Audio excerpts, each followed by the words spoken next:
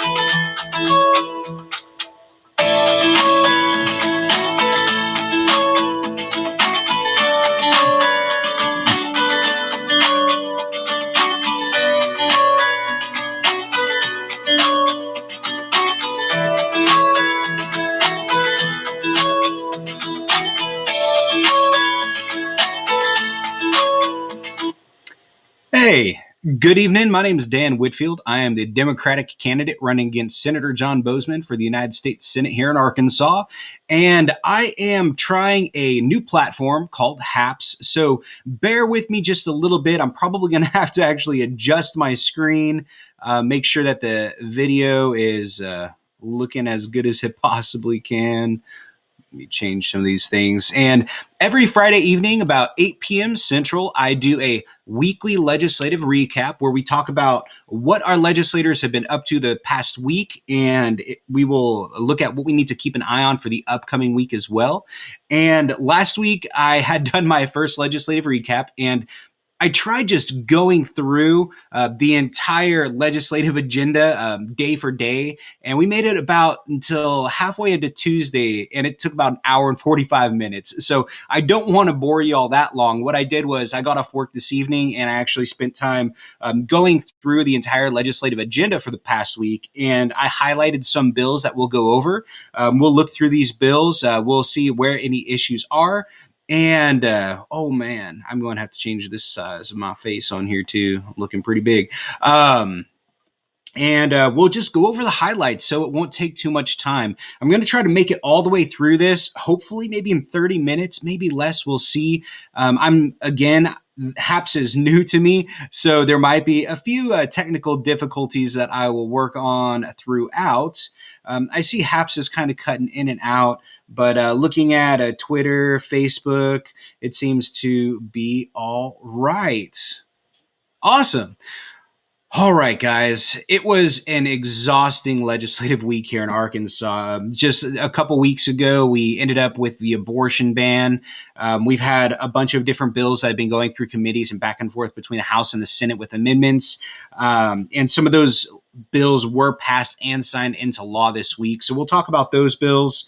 It was just a very frustrating week. And one of the frustrating things as well was the passing of HCR 1015, which is actually going to extend the legislative session. So normally what would happen, I believe on April 30th, all of the bills submitted between the new legislative governing body taking office and April 30th, that's when they create all of their bills and they submit bills for the year. And then after April 30th, that's when they review a lot of the bills. And I don't think they can submit many new things after that unless they have a special session.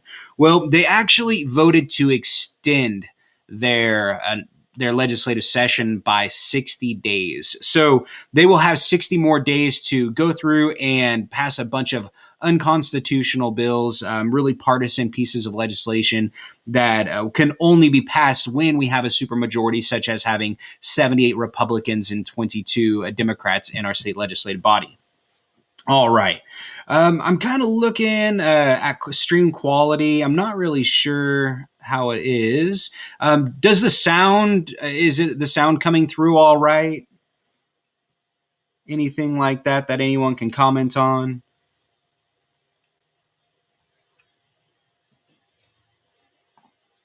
You see, let me move this. Boop, right there. I like that little icon. I had some really awesome people working on my team and helped me with these wonderful logos. All right. Well, sound and video on Facebook is splendid. Wonderful. Cool. Thank you guys so much. I appreciate that. All right. So here we go. Now, normally I just live stream with OBS and I can share my screen. And through screen share, I can bring you guys onto the legislative website. So I'm going to try this present feature. Okay. Awesome. Application window, Chrome tab. Let's go ahead and I am going to replace what Chrome tab? I guess I'm going to open up a new Chrome tab. And I will put that there and we will start presenting that way. Where is my new tab? There we go. All right, let's see how this looks. I'm going to minimize that. It says sharing this tab to haps.tv. I'm looking at my screen and all I see is my big old mug still. So let me see if I go to AR, Ledge State. Okay, so I can see on my tab it pulled up. I'm not sure how the screen share works. There we go. Awesome. So let me take that off and just put my screen share on and see how that runs. Wow, it is super tiny.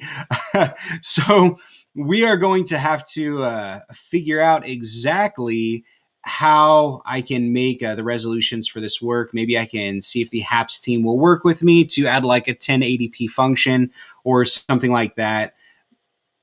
But all right. So let's try it a different way real quick. And I'm sorry to take so long here to get this going. I'm actually going to stop presenting from here and let's go ahead and give the screen over to OBS. And I will add a window capture through here. It's window capture. Let's go ahead and add state legislative body page right there. All right. So, what I'm going to do, I guess I will just override myself, make this a little bit bigger here. Let's see how that looks.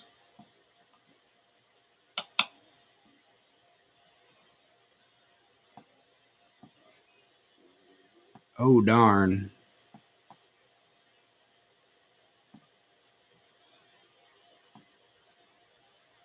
Getting closer again. I'm sorry. Just trying this new program out. It's actually Haps.tv. That's really cool. It allows me to stream to 5 different services all at the same time without having to pay a monthly fee because I hate wasting y'all's donations to pay for software that could be free, such as Haps. All right. So I've kind of got it on here a little bit. I should be able to go through and at least start going through some of these different bills. So let's just jump right into it. Fortunately, we have some really cool tools here in Arkansas. If you go to arcleg.state.ar.us, you can actually look up bills. You can look up the entire calendar, what has been going on in our state. So Monday, March 29th, this is actually going to be their upcoming agenda, which they have on here. And you can even click at 1 p.m. on this upcoming Monday. We will have our House convening. And, that's a video. Come on, where's my bills? And they will actually show you all of the different bills that they will be discussing on that specific day at that specific time. So it's a really cool tool, but I'm going to save you guys time. I already went through everything. And we are going to start with HB House Bill 1617. All right. So this House bill, let me see, might have to make that a little bit smaller. I don't know if y'all can still read it. Let me extend this upwards.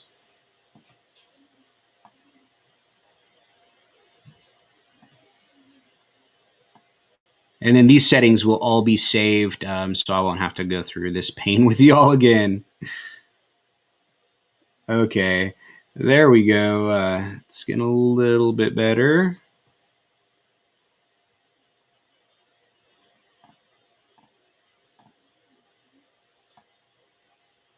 Slide that over a little bit.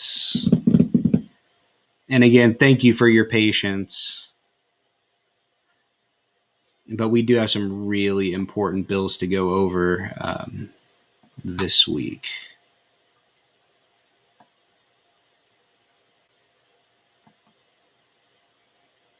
All right, let's see how that looks.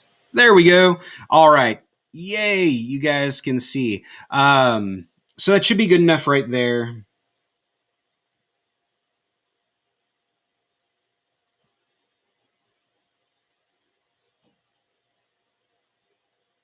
Okay, here we go. So this is HB 1617. Now, It is to require law enforcement officer employed by a public law enforcement agency to submit to mental health and behavioral health counseling as a qualification to serve as law enforcement officer. So this is actually a really good bill. I'm excited to see this, except now when I try to click PDF, it won't click. Oh no! Come on. I'll be faster. Oh, that's too much fun.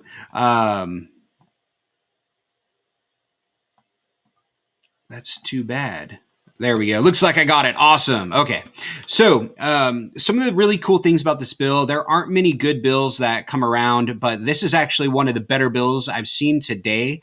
And this will do exactly what it says. It will require a law enforcement officer employed by a public law enforcement agency to submit to mental and behavioral health counseling as a qualification to serve as a law enforcement officer. So, part of my policy is law enforcement reform, which is really important. It's not defunding the police, but it's making sure that our law enforcement officers are better trained, better paid, better educated, and have annual trainings for, say, de-escalation, minimum force necessary, and of course, mental counseling is extremely important when you have to handle a job where you're seeing violent things often in the line of duty. So we'll go through this fairly quickly because I have about 10 different bills I want to read with y'all. So basically it just says mental and behavioral health counseling. A law enforcement officer employed by a public law enforcement agency shall submit to and behavioral health counseling by a third party trained medical professional every 5 years. And after responding or being involved in the investigation or prosecution of an offense during which a person was killed or seriously physically injured or a minor was physically injured. So this is a really good bill. Again, this is House Bill 1617. I'm looking forward to seeing this one hopefully pass. The status of it right now was it was filed and it was read for the first time, rules suspended, read the second time, referred to the Committee on State Agencies and Government Affairs. So this bill is currently in committee as of 3/3. Wow, that's kind of old. But they don't have what they did with it on Monday because supposedly they had done something with this on Monday. But either way, this is something that is in committee that we should keep an eye on. All right. So let's go ahead and go through the next one. We've got HB 1014. And this is to prohibit and penalize the desecration of the United States flag. Now, I think this is, here we go again with this not being able to open it. I think this is a really important bill because this is a slippery slope type bill where it really is going to affect our First Amendment freedom of speech rights. Pretty much every veteran that I've talked to, for the most part, has always had the same opinion and outlook on desecrating the flag. They went and they fought to give us the freedoms to be able to desecrate a flag. They would rather have the freedom of being able to do it than not have the freedom of being able to do it. So we really have to be careful about giving back doors into our legislators being able to go around the First Amendment because you never know where this is going to lead to. And this would actually make penalizing the flag a misdemeanor that is finable with, I believe, up to a year in prison. And it is, I do not believe it is actually a misdemeanor to desecrate the flag as of yet. But this one was, let's see, it read the first time, suspended to the committee. It was placed on a second reading for the purpose of amendment. The amendment number 1 read and adopted, and the bill ordered engrossed, and it was reported correctly engrossed. I believe that was on Monday. All right, so that's where we are with this one currently. We'll have to see what the amendment was, and I would be able to, oh, there we go. All right, so it looks like if I highlight it, then it stops moving and I can click. So they added an amendment in here, and I'm not sure which amendment they added. Maybe this number 2 here, this subsection does not prohibit any conduct consisting of the disposal of a United States flag when it has become worn or soiled. So they may have added that in, just kind of a protection clause. So anyone trying to these things that can become laws, because I confess to ignorance. So some of these are in committee. Some of these are in either the House or the Senate. And we will talk about a couple of them that were actually signed into law by the governor this week. We just have to keep aware of what's going on, because if you don't contact your legislator and let them know, hey, let's see here. So House Bill 1014, where they want to make it to prohibit and penalize the desecration of the flag and for other purposes. I don't think that that's constitutional because it goes against our First Amendment rights. So I don't think you should vote for it. And your legislators do listen to stuff like that. Even if they are a Republican and you're a Democrat, or you're a Republican and they're a Democrat, they still hear you. So make sure you do contact your legislators often and let them know how you feel about certain bills. And the best way to stay up to date on what bills are being passed around Arkansas is arcleg.state.ar.us. All right, so let's go ahead and move on past this one here. The next one is going to be HB 1709. Now, this is another really good bill. Let's see. So if I highlight, it stays. Oh no, it didn't stay that time. Come here, little PDF button. It's playing tag with me. So this is actually a really good. They hear you unless they are Tom Cotton. Absolutely. Yeah, Tom Cotton has actually been known to send cease and desist letters to his constituents who have reached out to let them know their disapproval of bills he is supporting, which is interesting. Anyways, this one here, House Bill 1709, is to require a pharmaceutical manufacturer or a wholesale pharmacy distributor that sells or distributes insulin to offer entities in this state the lowest wholesale price. So that is a really good bill. We don't see many good bills coming through Arkansas. This is a good one. This is going to significantly lower the cost of insulin for type 1 diabetics, type 2 diabetics. It's going to save lives. It's going to financially help families get out of the just extremely burdensome debt that having, say, a type 1 child can bring to your family. This is really going to help. Of course, Medicare for All would make bills like this obsolete because the price of insulin would be zero for an American. So this is a good temporary solution until we get legislation like Medicare for All or some kind of universal health care passed. All right, so that's a really good one. That's House Bill 1709. And if you are diabetic or have a child or a family member that is diabetic, it is worth just reading into this and checking it out. House Bill 1709. All right, moving right along, we've got House Bill 1563. All right. So House Bill 1563 is to amend the Arkansas Residential Landlord Tenant Act of 2007 to create a civil eviction process and to require minimum habitability standards for tenants of residential real property. So the reason this one is really good, a lot of people don't know, but Arkansas is the only state without renters' rights. The only state. Up until this bill was submitted, let me see if I can find a good section where it states the benefits that tenants will have without having to read so much of this bulk for y'all. But we are the only state without renters' rights. A landlord doesn't have to make sure your heater is working, your air conditioner, that you have running water. They don't have to make sure that it's not infested by roaches or bed bugs or rats or mice or anything like that. We have a lot of slumlords in Arkansas, out-of-state investors that buy complexes that will not fix up complexes. They leave mold. They leave infestations and things like that. And then they rent those dwellings out. So let's see here. Here we go. So landlords must after this bill passes, have reasonable waterproofing and weather protection of the roof and exterior walls, doors, and windows so that the health and safety of the occupants are not materially effective.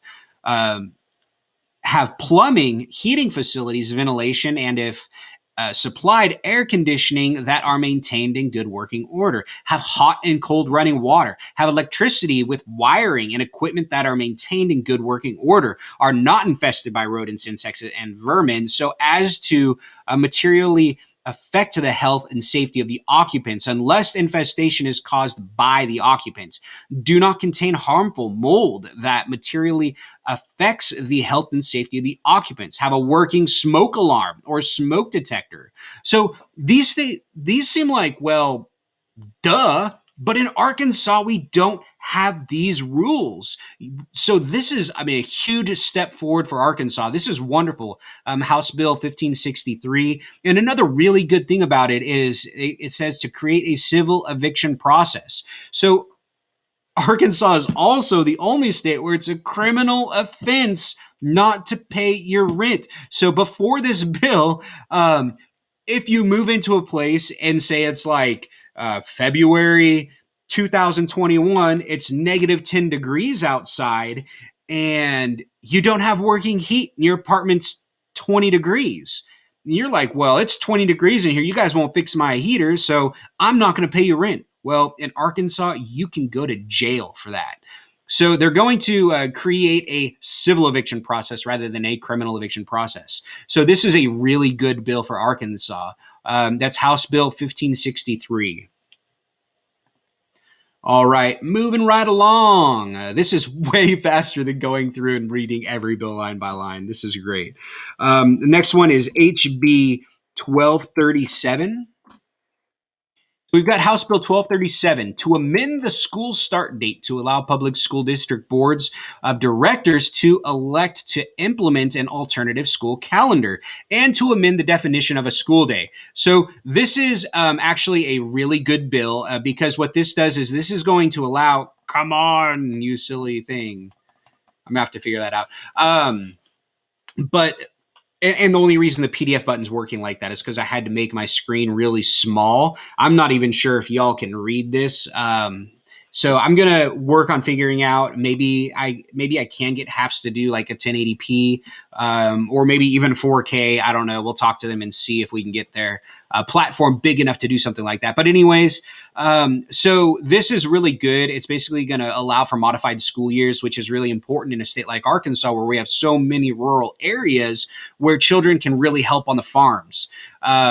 I grew up in an agricultural area in a small town in California, and we had a modified school schedule. That way, we had longer summers, shorter breaks, and that allowed us to spend more time with our families. It allowed a lot of the children who lived on farms to help with the farms more often as well. So this is actually a pretty cool one, which will allow Arkansas schools to have modified school years if so chosen. All right, that's House Bill 1237. The next one we're going to talk about is Senate Bill SB 354. A lot of people already know what House Bill 354 is because this is a really, really, really controversial bill that's been passed around, and it has now been delivered to the governor. It has passed the House. It has passed the Senate. While this bill was in the House, we had a state legislator call transgender children abominations in the most holy place in our legislative body in our Capitol building, called children abominations. So it did pass the House. It did pass the Senate, and it has been delivered to the governor, to Asa Hutchinson, to sign, in which he has already stated support for this bill. I'm not sure if he signed this one yet, but I guess not because it says the status is delivered. But anyways, wow. It's amazing. So You know what? I'm going to play a short video real quick for y'all. I really think that this is an important video. So let me go ahead and check my media sources. Oh man, which download was it? Um, is it this one here? Let's try this. Nope, it is not that one. Let me hop on this other video. I should have titled these ones, but I was in a hurry last week. Okay. So let me go ahead and turn my properties up and get you all some volume on this. This is going to be media source. 4 kids, 2 boys, 2 girls. My name is Brandon Boulware, and Chairman, I'll go as quickly as I can. I'm a lifelong Missourian. I'm a business lawyer. I'm a Christian. I'm the son of a Methodist minister. I'm a husband. I'm the father of 4 kids, 2 boys, 2 girls, including a wonderful and beautiful transgender daughter who today happens to be her birthday. And I chose to be here. She doesn't know that. She thinks I'm at work. One thing I often hear when transgender issues are discussed is, I don't get it. I don't understand. And I would expect some of you to have said that and feel the same way. I didn't get it either. For years, I didn't get it. For years, I would not let my daughter wear girl clothes. I did not let her play with girl toys. I forced my daughter to wear boy clothes and get short haircuts, play on boy sports teams. Why did I do this? To protect my child. I did not want my daughter or her siblings to get teased. And truth be told, I did it to protect myself as well. I wanted to avoid those inevitable questions as to why my child did not look and act like a boy. My child was miserable. I cannot overstate that. She was absolutely miserable, especially at school. No confidence, no friends, no laughter. I honestly say this. I had a child who did not smile. We did that for years. We did that against the advice of teachers, therapists, and other experts. I remember the day everything changed for me. I'd gotten home from work, and my daughter and her brother were in the front lawn. And my daughter had sneaked on one of her older sister's play dresses. And they wanted to go across the street and play with the neighbor's kids. It was time for dinner. I said, come in. She asked, can she go across the street? I said, no.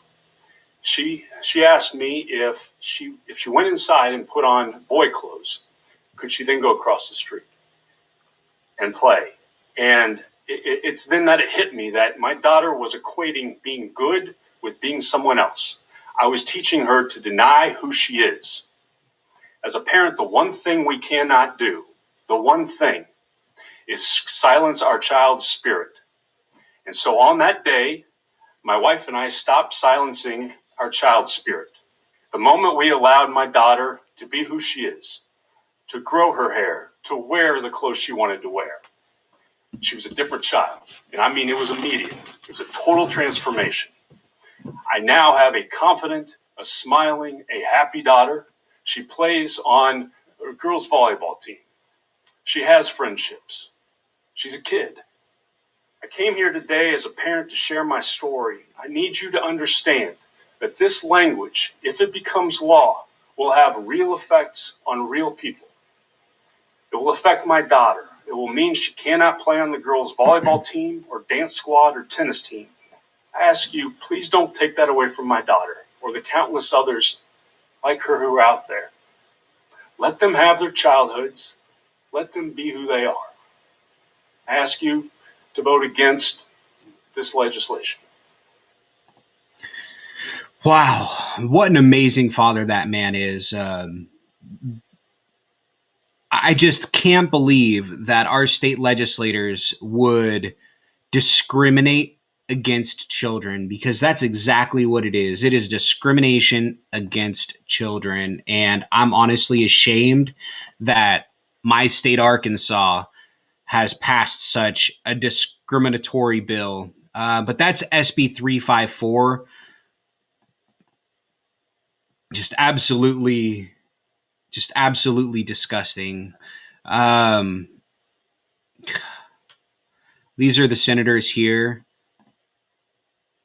these people, representatives. All right. Let me go ahead and move past this. What this bill did was it banned transgender children from school sports. It also gave the ability for schools to identify children based on their biological sex and not their the way that they identify. So it's just an absolutely terrible bill. That's Senate Bill 354. And this was delivered to the governor. I'm not sure if he has signed this one yet, but I think someone said he has. All right. Moving on. Let's go ahead and go to Senate Bill 357. This is repealing a statute prohibiting the possession of a firearm in certain locations and making technical corrections. All right. So, as most of y'all know, we just passed Senate Bill, I think was 353 possibly, but we just removed the duty to retreat when using deadly physical force to defend yourself.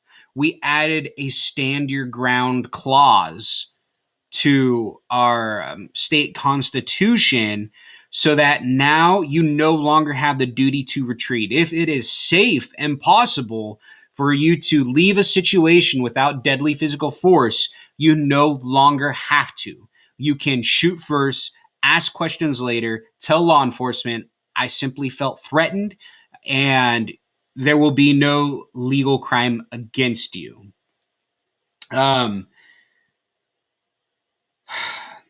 It's extremely disheartening, but there was a clause in there that said, as long as you're lawfully present. And that wasn't enough for the legislators who take money from the NRA. They had to remove the lawfully present clause. So what they did was all of these were all areas that you were not lawfully allowed to carry a firearm.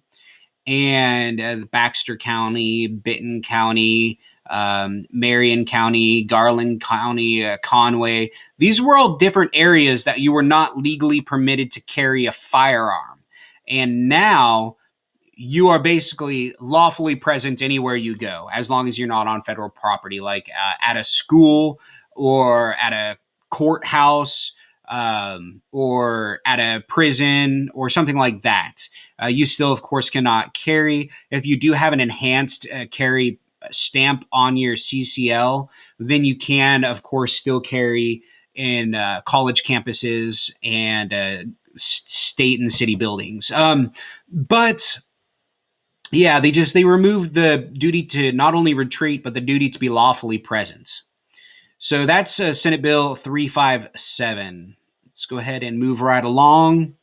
Next, we have Senate Bill 85. This is another absolutely cruel,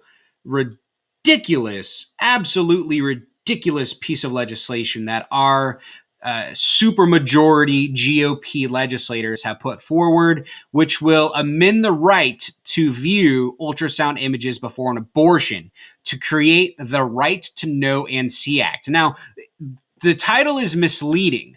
What this bill actually does, if I can get I will get you a little PDF button. There we go. What it does was, number one, it changes the definition of an abortion clinic, whereas previously an abortion clinic was, let me see here real quick.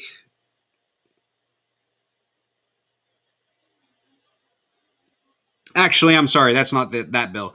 So what this, we'll go over that one as well. What this one does, though, is this requires a doctor to perform an ultrasound on a pregnant woman before she has an abortion. Before she has an abortion, even if it is to save her life or because a young child was raped by her father or by an uncle or a family member, a relative, incest, rape victims, anyone who is having an abortion must be shown the ultrasound by the doctor before the abortion is performed.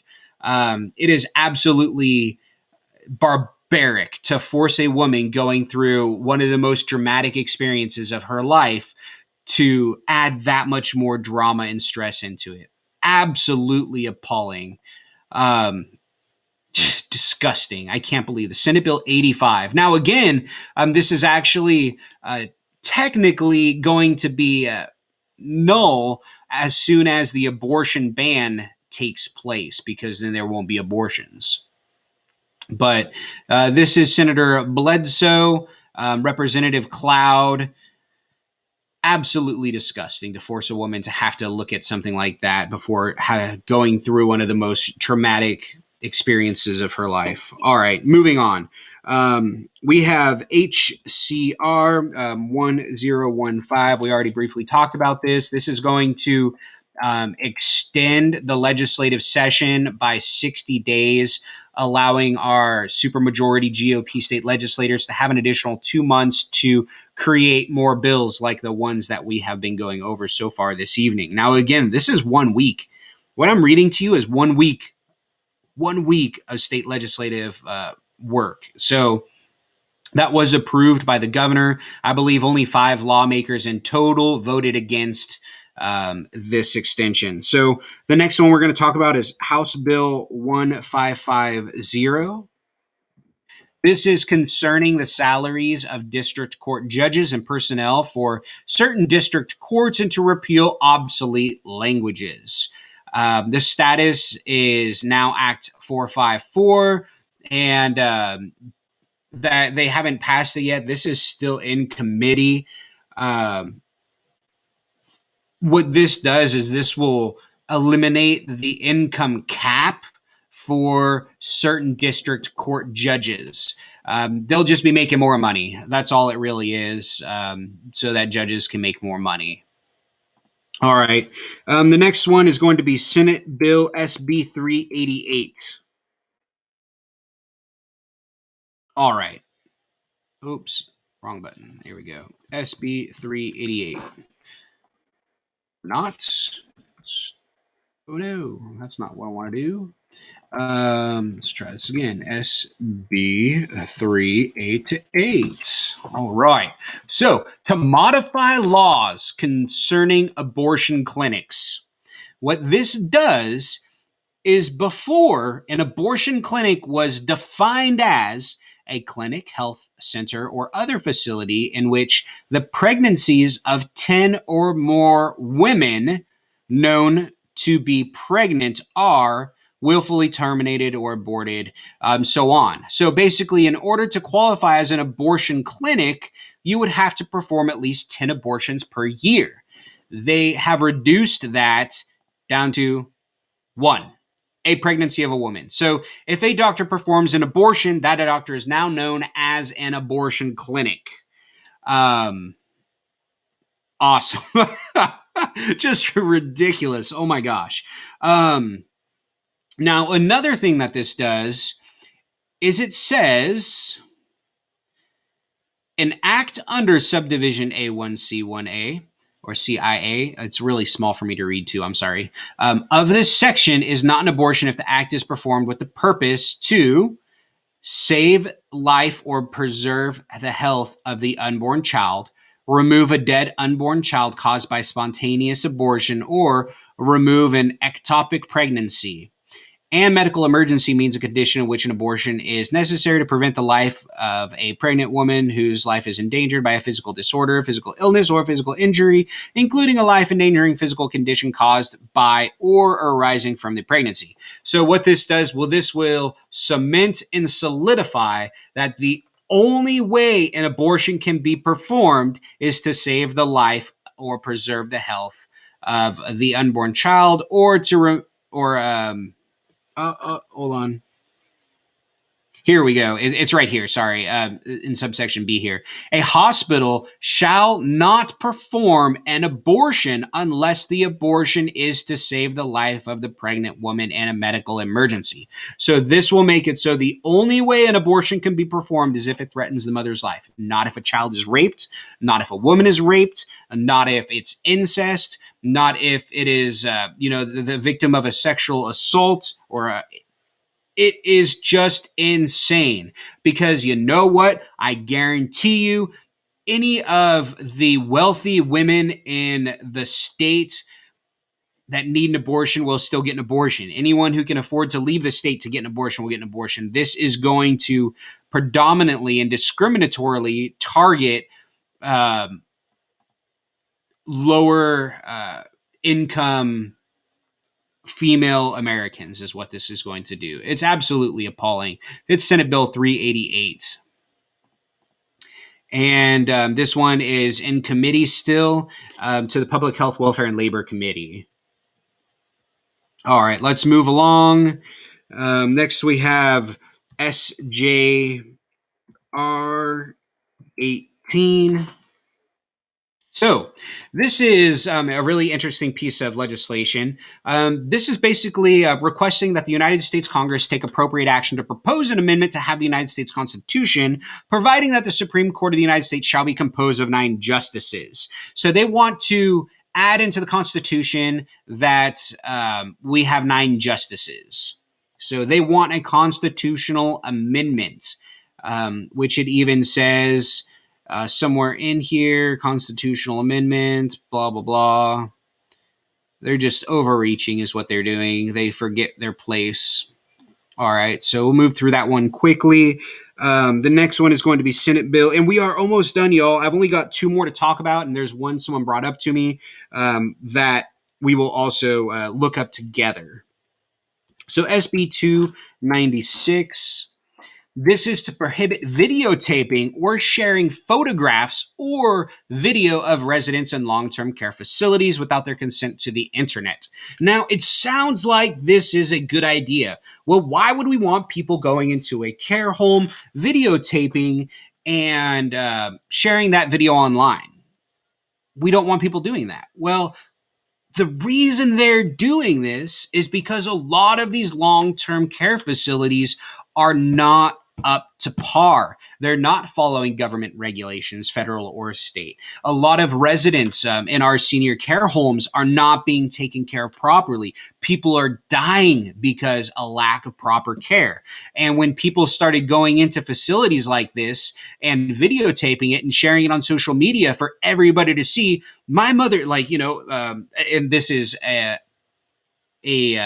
story. This is not true. So say my mother is at this facility and she passed away due to bad care. And then you videotape in her room and they say there's cockroaches, or say you go in there and you videotape a bed, several different residents with bed sores or different things like that. Well, you won't be able to share that to social media to bring the kind of attention required to get things like that to stop happening. So this isn't a very good bill, I don't think, because like Mr. David said right there, it's not very good accountability. All right. Who's asking for the 9 SCOTUS? Let's go ahead. I'll pull it up real quick. So SJR, 18, and we'll see exactly who is on that. The lead sponsor is Clark. If I click here, it's Senator Alan Clark. This is the lead sponsor for that. He is from District 13. He's a vice president, chief operating officer, Clark's Building and Decorating Center. Not a veteran.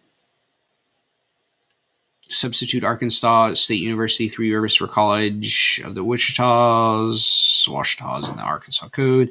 And again, this is a really cool website. You can actually just click his name and it will show you all of the bills he's the primary sponsor of, which he is actually very busy, and which ones he's co-sponsoring. But let's go ahead and go back. And I'm pretty sure if I can get this PDF to open again, it says by Senator Clark. Okay, it doesn't have anyone else's name on it. All right, moving forward to our last one here, we have Senate Bill 289. Now, this bill was actually just signed into law. This is, it passed, let's see here. So it passed committee or in the Senate. It was filed in the Senate. It passed the Senate, passed the House. It looks like some kind of amendment went back to the Senate, and it passed the Senate, was delivered to the governor, and the governor has signed this bill, SB 289, into law. This is now a law in Arkansas. What this does, I can give you the rundown on it. So here's what's important, though. The General Assembly finds that the right of conscience is a fundamental and unalienable right. The right of conscience was central to the founding of the United States, but is deeply rooted in the history and tradition of the United States for centuries, and has been central to the practice of medicine through the Hippocratic Oath for millennia, which is funny they mention the Hippocratic Oath, and it's super hypocritical that they do. But basically, what it's saying in here is that if the doctor wants to deny service to a customer, healthcare service, they can if it is against their conscience and for religious, moral, or ethical beliefs of the medical practitioner, healthcare institution, or healthcare payer.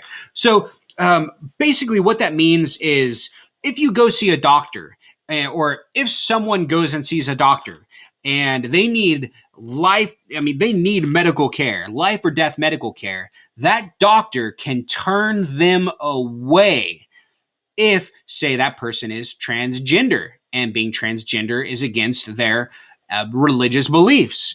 Or if it is a gay couple and that married male couple or married female couple is against their religious belief. Or if the doctor, say, is a Christian and the I don't want to keep saying customer, or the American seeking medical care is, say, a Muslim, and the Christian doesn't like Muslims, like Jan Morgan, my opponent, who has the Muslim-free zone on her place of business, they can deny service. So this is absolutely appalling. They could refuse you, yes, because of your service dog. Absolutely. If they say, well, I don't think it's ethical for a person to have a service pet, then yes, they can deny you service just for that. It is absolutely a terrible piece of legislation that goes against their Hippocratic Oath, which makes it a very hypocritical bill that was signed into law. Yes, well, not all Christians are bigots, but we do have a lot of bigot Christians, unfortunately. So a hospital, a clinic, a medical center, an ambulatory surgical center, a private physician's office, a pharmacy. You can be denied your medication based on your sexual orientation in the state of Arkansas. Wow. Wow. Just amazing the kind of poo-poo caca that is coming out of our state legislative body. That's Senate Bill 289. It was by Senators Hammer, Beckham, Bledsoe, Flippo, Garner, Gilmore, Hester, Irvin, Johnson, another Johnson, Rappert, Stubblefield, and Sullivan. Blows my mind. I can't believe stuff like this passes. It really makes me ashamed, not only to be an Arkansan, but to be an American, to know that this can even happen in our country. Wow. All right. So that's the last one I really wanted to go over. And then, or the last one that was really pulled my attention earlier when I was going through what our legislators did this week. So the next thing I'm going to do is someone asked about House Bill 1570. Let's see what this is. Create the Arkansas Save Adolescents from Experimentation Act. Okay, I know exactly what you're talking about now. So this was returned to committee with recommendation that it do pass. The last time I talked to a state legislator or listened to a state legislator speak about how important committees are, she explained that basically if a bill passes committee, people already know how they're going to vote on it, and it will be most likely to pass. If it passes committee, it will be most likely to pass. All right. What this does, this one's absolutely terrible too. It basically prevents transgender children from receiving any medical help towards feeling their whatever their sexual identity is. All right. General Assembly finds that Arkansas has a compelling government interest in protecting the health and safety of its citizens, especially vulnerable children. 2A. Only a small percentage of the American population experiences distress at identifying with their biological sex. According to, wow, right here, only a small percentage. So they are basically targeting a minority group right here. This is unconstitutional. That's actually really interesting that they put that in there. According to the American Psychiatric Association for natal adult males, prevalence ranges from 0.005% to 0.014%, and for natal females from 0.002% to 0.003%. For the small percentage of children who are gender nonconforming or experience distress at identifying with their biological sex, studies consistently demonstrate that the majority come to identify with their biological sex in adolescence or adulthood, thereby rendering most psychological interventions unnecessary. Do you get what they're saying right there? What they're saying is, they're saying most children who are oh my God. Most children who are non-conforming, when they're children, they'll just grow out of it. So we shouldn't assist them or allow them to pursue the gender of their choice or however they conform. They'll just grow out of it. It's all going to be okay. So doctors no longer allowed to help them because it's unnecessary. Wow. Just wow. Amazing. I can't believe, again, some of the stuff coming out of our state. And these guys have got 60 more days to throw this trash at the American people, to discriminate against children, to target minority groups. Y'all, I'm frustrated. I'm sorry. I really am. I don't know what to do anymore. You know what? I do know what to do. It's up to us. Run for office. Did you all know 66 Republican legislators ran unopposed in 2020? 66. We have a supermajority of 78 Republicans to 22 Democrats.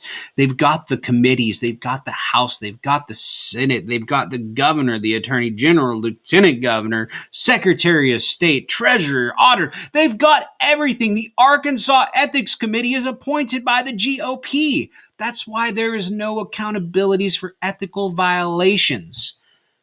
We have a lot of work to do, guys, but the only way that we're going to start to resolve these issues and to take our state back from the special interests that purchased it is to run for office. You've got to run for office. I'm not a politician. I'm a working class guy. I've been poor. I'm not wealthy. I mean, I guess we still kind of figure out paycheck to paycheck stuff. I'm just a regular working class guy. I've got a wife, a daughter. I'm a student working on my degree. I'm almost done, thankfully. I work. I'm just a regular guy. But I look at this crap and I'm like, I got to do something. And I decided to do something. And that's why I'm running for office. And you need to decide, can you do it too? Before, we had a lot of different difficulties and struggles that you'd have to go through to run for office. For example, Arkansas was one of the highest campaign filing fee states in the country. The Democratic Party of Arkansas just a few weeks ago reduced filing fees to candidates running against Republican incumbents to $0. We should never have 66 Republicans run unopposed again. It doesn't matter. You should never have 66 Democrats run unopposed. You have to have at least, not even at one of the two parties, but you have to have two candidates so that you can vote between the two candidates, so that a candidate has to receive a vote in order to represent us in the legislative process. Did you know we have representatives who've been serving for 2, 4, 6, 8 years and never been in an election because they've been unopposed? Never been in an election because they haven't had a contest.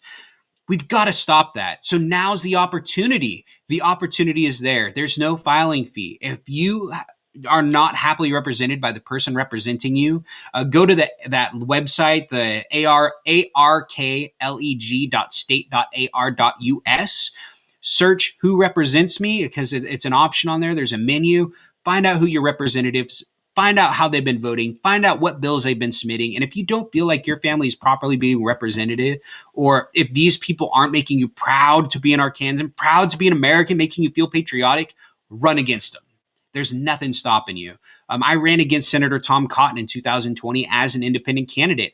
I went through all those struggles as an independent. I'm learning how to run a campaign because there was no guide. There was no one to help me figure out what to do. I had to figure it out all on my own.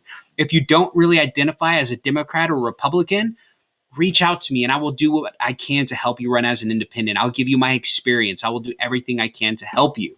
If you want to run as a Democrat, reach out to your local county party. Let them know you want to run and do what you can to at least make sure that these representatives are out there, that they're listening to constituents, that they are actually having a campaign and do their job based on what the people want rather than what the people who are paying their party filing fees want them to do. All right. I'm about an hour and 6 minutes in. I don't want to waste too much of y'all's evenings. Thank you guys so much. This was a much better way to do the legislative recap. I will do another legislative recap next Friday on what we do for the upcoming week. I'll let y'all know what's going on. Thank you guys so much. Haps.tv. What a great platform. I'm going to have to figure out exactly how to make the screen resolution a little bit better, so that it's not as small as it is right now. It makes my face all big. I'm so sorry about my COVID hair. Oh my gosh, it's getting so long. I look like a beetle. I don't even know what to do.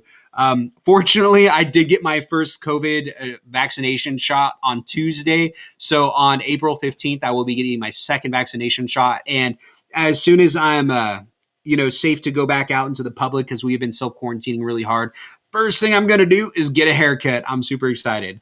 All right. Oh, and thank you so much, Starla. I appreciate you. Thank you so much for joining us and your support. You're amazing. Redneck Grandpa, thank you for hopping on.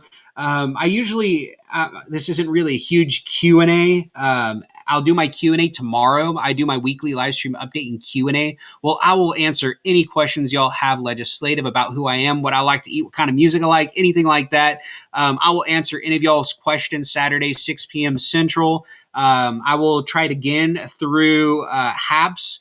And I'll work with HAPS. I got some video tutorials to watch and things like that this evening, some homework to do. And I will let you guys know. But hey, thank you guys so much for joining me. My name is Dan Whitfield. I am the Democratic candidate running against Senator John Boozman for the United States Senate here in Arkansas. May you guys have a wonderful evening, a wonderful weekend. May God bless y'all, and may God bless America.